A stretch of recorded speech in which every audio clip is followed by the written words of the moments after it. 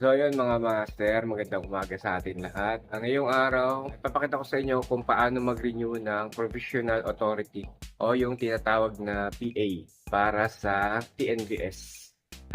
Session nyo na medyo magulo yung aming lababo. So, ipapakita ko sa inyo yung mga requirements at paano yung magiging proseso natin sa pag-renew. Kasi yung PA ko, kailangan niya nang i-renew. So, paano ba malalaman kung kailangan na bang i-renew yung Provisional Authority natin?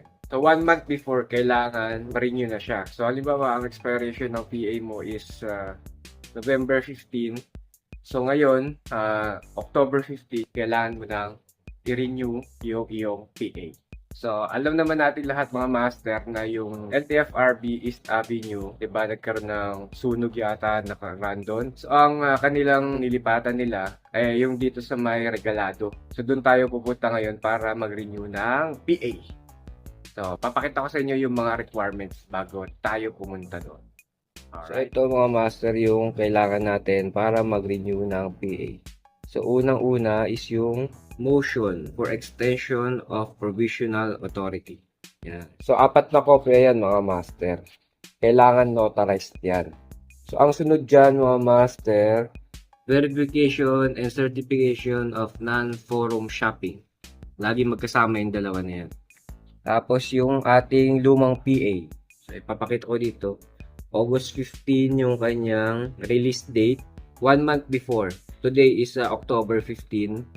So, kailangan na natin siyang i-renew.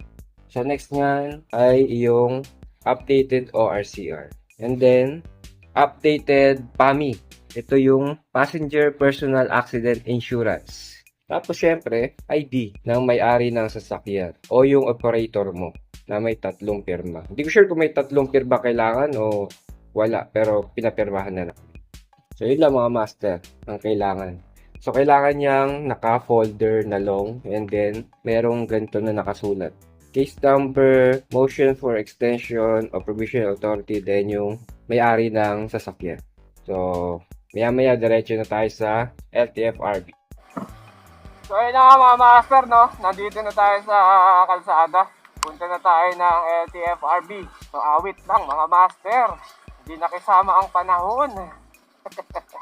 Kaya nakakapote tayo ngayon. Yung kapote ko, nabili ko lang yan ng 200 pesos yata sa Shopee. All goods naman, manipis lang. Sakto lang yan para hindi tayo mabasa. So, dito tayo manggagaling sa Republic QC. Tapos, Regalado. Diretso na tayo ng Regalado mga master.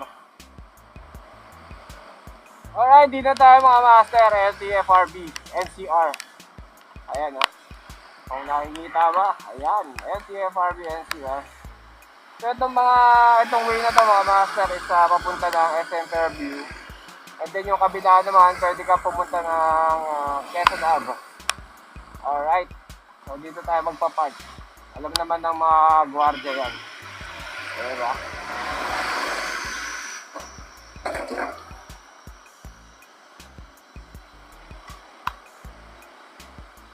Ay, wala talagang parkingan dito eh. So, dito muna tayo mga master. I-secure na lang natin ang ating motor. So, alam naman natin lahat mga master na pagdating dito sa mga government agencies, bawal tayong kumuha ng picture o kumuha ng video. So, ang ginawa ko na lang ay pumitik tayo ng konti tapos remove na lang natin yung mga taong nakikita natin. So, pagpasok natin dito sa LTFRB, yung window 2 and 3, dyan natin ipapasa yung ating documents for simple assessment. So, dyan din ibibigay master itong babayaran natin sa cashier. Sila ang magbibigay ng papel na yan. So, after mo mag-process, ay diretso ko na sa cashier ng central office para makapagbayad ng fee. Pagkatapos mo bayaran yung 260 pesos ay bibigyan ka nila ng resibo na kailangan mong ipa-xerox para ibigay sa legal. Tapos yung xerox na yun mga master ibibigay natin sa legal at ang maiiwan sa iyo ay ang copy ng motion mo at pati yung original na resibo.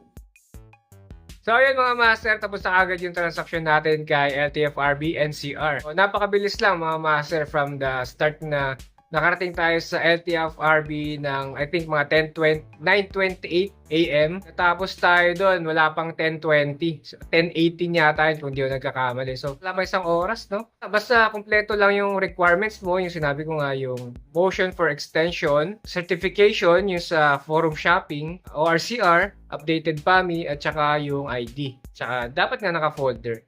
So, mabilis lang, basta kompleto ka. Pati dapat yung mga information na nakalagay dun sa documents mo, tama lahat. Lalong-lalo na yung email ad mo kasi after ilang araw or months siguro, weeks, bago email sa'yo ni LTFRB yan. Kaya diyan ka mag-check dun sa email na nakalagay dun sa information mo sa motion mo. So, yun lang mga master. Shoutout nga pala, no? LTFRB NCR. Maganda, solid. So, yun lang mga master. Maraming salamat. Sana nasundan nyo yung step by step na tinuro ko sa inyo at basic lang. Hindi nyo kailangang gumugol ng mahabang oras para dito. So, yun lang. Siyempre, kung napanood mo na rin tong video na to, like mo na rin, master, at subscribe ka na rin. At huwag mo na rin kalimutang mag-click doon sa notification bell para maging updated ka sa mga susunod na videos na i-upload ko. Alright? Yun lang mga master. Ciao!